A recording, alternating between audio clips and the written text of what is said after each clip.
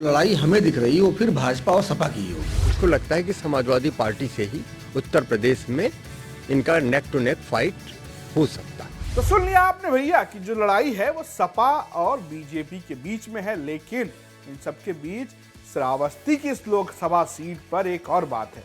इस सीट पर कभी अतीक अहमद भी चुनाव लड़ चुके हैं, और यही नहीं, ये सीट कभी बलरामपुर हुआ करती थी, और जब बलरामपुर हुआ करती थी तब यहां से सांसद बनकर संसद पहुंचे थे पूर्व प्रधानमंत्री अटल बिहारी वाजपेयी।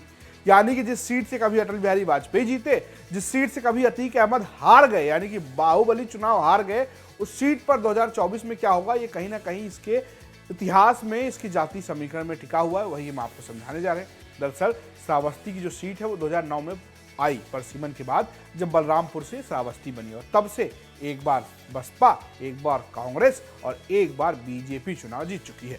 तो 2009 में जब इस सीट सामने आई तब कांग्रेस के विनय कुमार उर्फ बिन्नू यहां से जीत गए, जबकि बसपा के रिजवान जहीर दूसरे नंबर पर है। 2014 में जैसा पूरे उत्तर प्रदेश में हुआ, ठीक ऐसा यहां भी हुआ। इस लहर में बीजेपी जीत गई और बीजेपी के ददन मिश्रा सांसद हो गए। तभी 2014 में यहां से एसपी से, यानी कि समाजवादी पार्टी की टिकट से अतीक अहमद लड़े थे, जो काफी बड़े अंतर, यानी कि लाखों वोटों से चुनाव हार गए थे।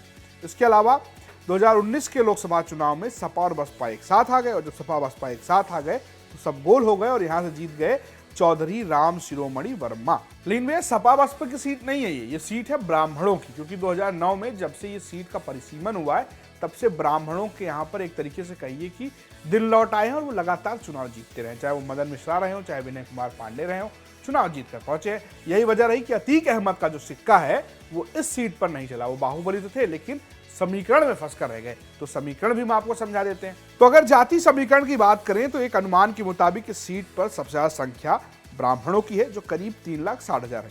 इसके बाद आती है मुसलमानों की बारी, जो करीब 3 लाख है। इसके बाद आते हैं ओबीसी, जो भी करीब 3 लाख बताए जाते हैं, जिसमें कुर्मी, यादव और अन्य लोग हैं। इसके अलावा दलितों की भी संख्या इस सीट पर ठीक ठाक है। यानी कि इस सीट पर ब्राह्मण और मुस्लिम, ये दो मुख्य जातियां हैं, दो मुख्य समुदाय हैं, जो ये तय करते हैं कि कौन जीतेगा कौन हारेगा। लेकिन अभी फिलहाल ब्राह्मणों का दबदबा दिखता है यहाँ पर, क्योंकि जिस तरीके से अतीक अहमद को यहाँ से हार मिली, हालांकि उसमें खेल ये भी रहा कि बसपा ने काफी मुस्लिम वोट काटे हैं। तो यही बात यहाँ के स्थानीय पत्रकार भी कह रहे हैं। वो कह रहे हैं भैया कि अगर ये साथ मिलकर लड़े तो ठीक है, नहीं तो लड़ाई सपा और बीजेपी के बीच में होगी, बसपा गोल हो जाएगी, और उसमें भी बीजेपी का पल्ला भारी है। कांग्रेस बिल्कुल सिस्टम से बाहर है लड़ाई में, चूंकि बसपा के हमारे सांसद हैं इस समय, लेकिन बसपा जब सांसद हुए थे तो वो था एक संयुक्त मोर्चा था, सपा बसपा का गठबंधन था।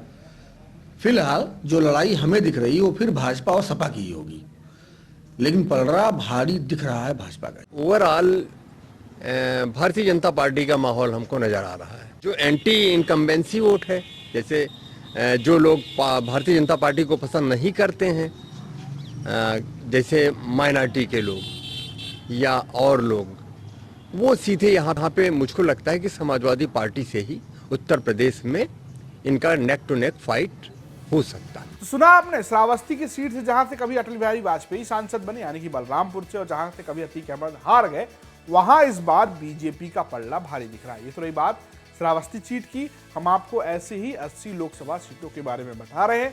देखिए कौन जीतेगा यूपी। और जरूरी जानकारी ये कि स्टोरी आपके लिए भेजी थी हमारे सहयोगी पंकज वर्मा ने, प्रस्तुत किया है मैंने, रजत ने, और कैमरे के पीछे है सिद्धार्थ कुकरेजा। देखते रहिए यूपी तक। नमस्कार।